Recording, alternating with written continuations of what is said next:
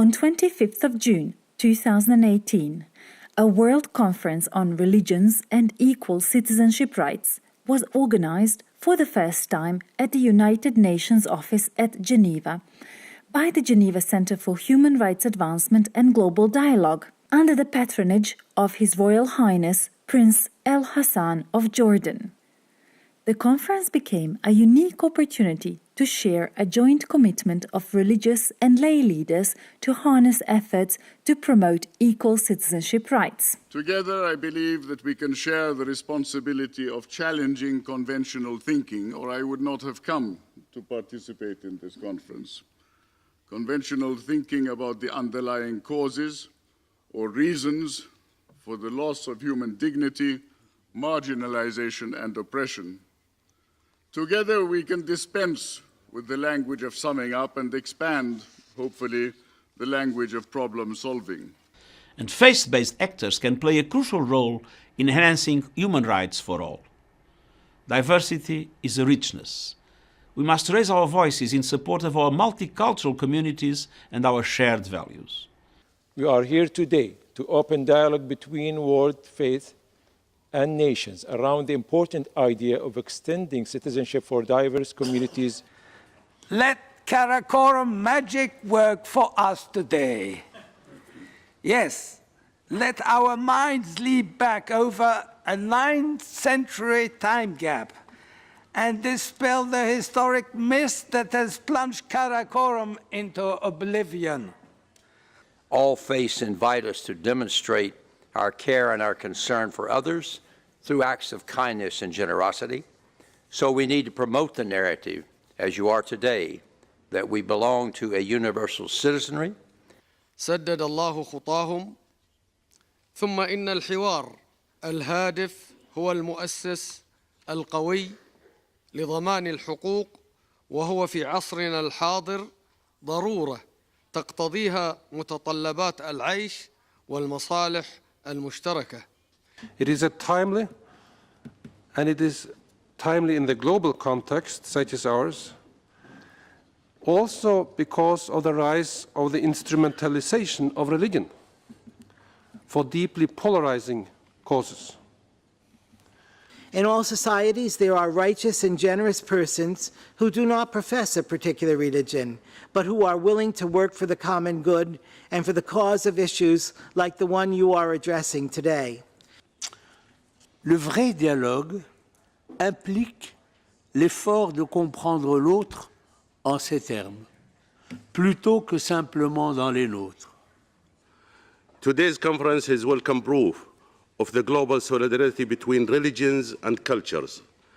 We need to fuse that solidarity into action to foster equal human rights. What I'm trying to tell you is that each person or each constituent is equally important for the growth of the nation. So also all the cultures and religions are important for the world harmony, for the world growth. Religious teachings concerning the different aspects of human life are needed in order to relieve and eradicate suffering in daily life of man. Every human being and every faith teaches us to respect each other, love each other. Harnessing the collective energy of religions, creeds, and value systems, and promoting their authentic meanings contributes to the advancement of equal and inclusive citizenship rights, national unity, and international harmony. The keynote speakers agreed that greater prominence should be given to identify common bedrock principles and practices. And the common message is that it is our responsibility to harness the collective energy of all religions, creeds, and value systems to uphold equal citizenship rights, to reject the instrumentalization of religions, to promote their authentic meanings and universal values. Because there's power in loving your enemy. There's power in reaching out to the other. There's power in it, and perhaps power that we can't see quite clearly. One of the first ideas that the Torah teaches us in Genesis is that humanity is a single family, and that you can trace them all back to one father and one mother, and that all humans are divine and created equally in the image of God. God created all people in his image and likeness, and gave both a unique identity as well as equal rights and fundamental freedoms to all creatures. Entre les religions, travailler pour le bien des autres, rivaliser dans les bonnes œuvres. Nous sommes tous ici croyants de... In the Holy Quran, God stresses human dignity and human unity, i.e., all human beings belong to the same nation or family. One way to achieve harmony in diversity is the observance of the maxim, 己所不欲，勿施于人. That means don't do to others what you don't want others to do to you.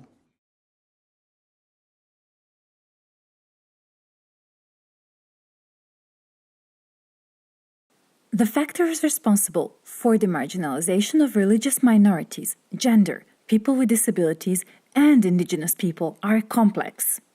The keynote speakers offered their recommendations on how to address obstacles impeding the realization of equal citizenship rights. As we live in an interdependent, even cosmopolitan age, in which we now share a single community of faith, it becomes necessary to educate for citizenship. So to address the challenges impeding the full and impartial enjoyment of equal citizenship means specifically addressing how exactly religious and other minorities are denied fundamental human rights. As a United Nations system, we stand obliged to ensure that when we elevate the voices of the religious, we do so in tandem with the other secular actors in that civic space and with the governments. Advancing gender equality and empowering women can only be realized through the coordinated efforts of the private and government sectors as an expression of the role women play as full-fledged citizens. Until we fully understand that persons with disabilities are a normal part of human diversity, that there is nothing wrong, that there is nothing different, that we are just normal, and that we are bringing diversity to the human community, we are not going to change anything. It must include also reintegrating people back into society, helping them to receive a sustainable income. Social inclusion programs include vocational training and education programs to persons with disabilities or to those who care for children with disabilities.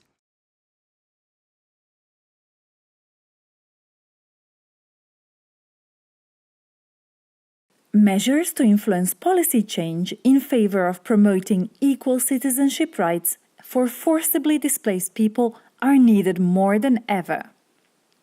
A permanent solution to address the plight of people on the move rests on the ability of decision makers to promote models of equal citizenship. Given what we now know about the changes coming in the world, not to mention other potential crises and catastrophes that past experience suggests could well be on the horizon, we could all find ourselves as migrants, refugees, or displaced persons.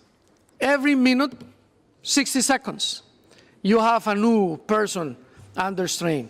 If we're thinking about how to promote equal citizenship rights, we must begin by acknowledging that whether you are a discriminated citizen or a discriminated migrant, both are subject to major exclusion. You don't have access to quality work.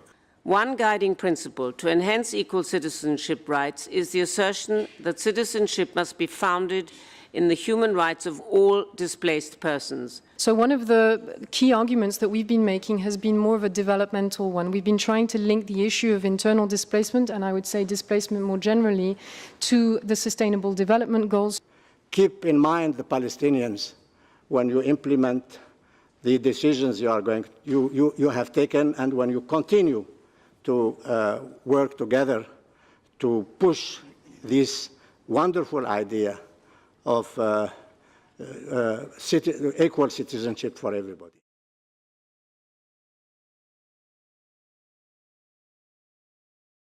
enabling citizens to ascertain the effective enjoyment of citizenship rights paves the way for the celebration of diversity and to consolidate national unity. The promotion of equal citizenship rights depends on the ability to deconstruct and eliminate the vulnerability of minorities and to promote inclusive and tolerant societies whose components will be referred to as social segments rather than as minorities. Rights emerge from people learning to live their obligations to the human and natural environment. The more freedom the state guarantees its citizens, the closer it is to implement God's will for its existence. Nous devons, s'il vous plaît, sortir avec cet espoir que d'ici une nouvelle énergie puisse nous habiter pour construire cette culture de paix ensemble, sans distinction, en tant qu'être humain. Azerbaijan is one of a few states in the world in which multiculturalism is a state policy. The state has been playing a leading role in conducting this policy, in observing its principles, in pursuing the policy of tolerance and non-discrimination.